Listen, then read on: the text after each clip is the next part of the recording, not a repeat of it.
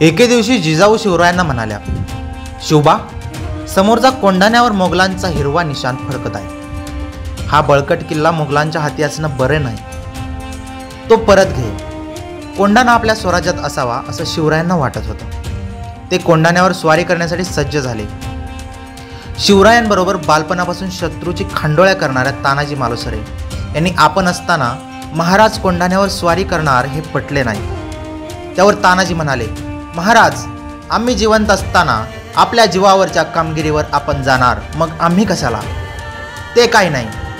आधी लग्न कोंढाण्याचं, मग माझ्या रायबाचं. मीच कोंढाणा जिंकणार. मला आशीर्वाद द्या. महाराजांनी पण कामगिरी तानाजी मालुसरे यांना दिली. 4 दिवसावर आलेले रायबाचं लग्न रद्द करून तानाजी मालुसरे आपल्या मावळ्यांसह राजगडावरून खाली उतरले. तो दिवस होता 3 फेब्रुवारी 1670. गड सोप्पा नव्हता.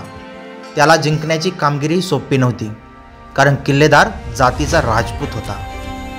राजस्थानातील जोधपूरच्या पिण्या गावात राठोड वंशात त्याचा जन्म झाला होता. मोठा शमशेर बहादूर त्याचं नाव होतं. किल्ल्यावर जवळजवळ 1,500 हत्यारबंद राजपुतांची कडवीशी बंदी होती. तोफा होत्या. बारूद, गोळा, बंदुका आणि रसल गच्च भरलेली होती. ऐकून मुकाबला अवघड होता, कठीण होता.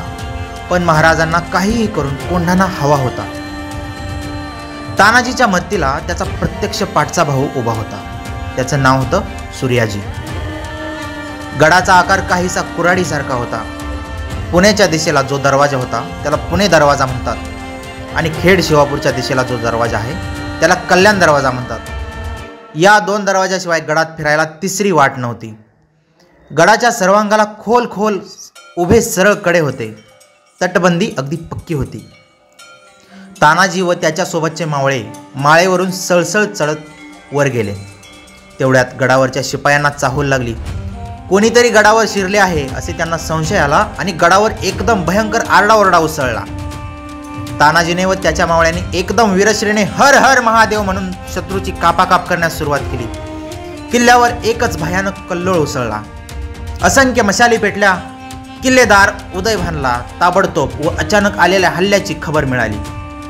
तो योद्धा आश्चर्याने व संतापाने बेभान होऊन ढाल तलवार घेऊन लढाई करण्यास आला. तिकडे कल्याण दरवाजावर सूर्याजी आपल्या मावळ्यांसोबत थांबला होता. तो गडाच्या दरवाजा उघडण्याची वाट बघत होता आणि कोणीतरी आतून दरवाजा उघडला. आता तर सूर्याजी तानाजीच्या मदतीला आला. उदयभान बेभान होऊन लढत होता. आजवर इतकी सावधगिरी ठेवून कडक बंदोबस्त करूनही हे मराठी गडात घुसलेच कसे? तानाजी सूर्याजींनी तर कमालीची तोडणी लावली होती. आपल्यापेक्षा शत्रू तिप्पट आहे याची त्यांना जाणीव होती. शत्रूचे सैन्य अफाट असूनही मावळे लढत होते. तानाजी आणि उदयभान हे दोघेही भडकलेल्या आगीप्रमाणे कमालीच्या शौर्याने लढत होते. आणि त्या वादळी युद्धात झुंजणाऱ्या या पिसाळलेल्या 2 सिंहांची अचानक समोरासमोर गाठ पडली. जणू 2 प्रचंडगिरी शिखरे एकमेकावर कडाडून कोसळली. तलवारीचे भयंकर घाव एकमेकावर थडकू लागले. दोघेही जबरदस्त ज्योती होते. एकाला गड घ्यायचा होता आणि दुसऱ्याला तो घेऊ द्यायचा नव्हता.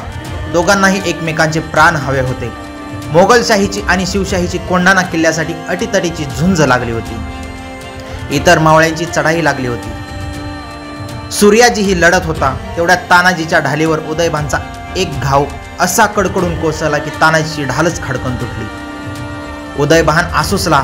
तानाजीने आपल्या कमरेचा शेला डाव्या हातावर गुंडाळून उदयभानचे घाव आपल्या त्या डाव्या हातावर झेलायला सुरुवात केली आणि स्वतःही त्यांनी उदयभानावर त्याच भयंकर पंजाने घाव घालायला सुरुवात केली की जणू विजा कोसळू लागल्या.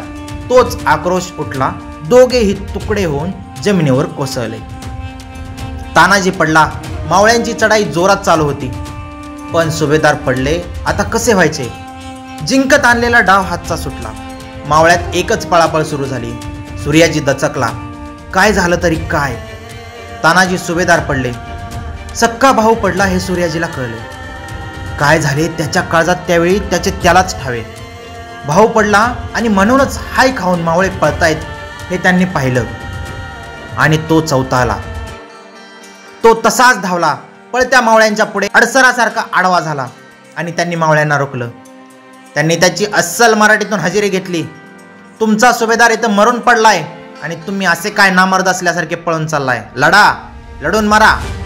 तुमचा सरकार पडला म्हणून काय झालं? सगळे मावळे पुन्हा उलटले आणि किल्लेवाल्यावर तुटून पडले. तानाजी पडेपर्यंत जवळजवळ 500 राजपूत ठार झाले होते. पण हा आकडा फुगत चालला. 1000च्या वर एकूण गडकरी मेले आणि उरलेल्यांना पळता भीत थोडी झाली. अनेक राजपूत कड्यावरून पडून मेले आणि किल्ला काबीज झाला. कोंढाणा किल्ल्यावर भगवा झेंडा फडकला. गड फत्ते झाला. पहाटे 3च्या सुमारास गड मावळ्यांच्या ताब्यात आला. तो दिवस होता 4 फेब्रुवारी 1670. स्वराज्याचे भगवे निशार गडावर फडकले. सेनापती मृत्युमुखी पडला तरी शिवरायांचे मावळे स्वराज्यासाठी रक्षणासाठी मागे आले नाहीत. गवताच्या गंजी पेटवून कोंढाणा जिंकण्याची वार्ता राजगडावर शिवाजी महाराज व जिजाऊंना देण्यात आली. परत भेटू पुढच्या भागामध्ये. धन्यवाद.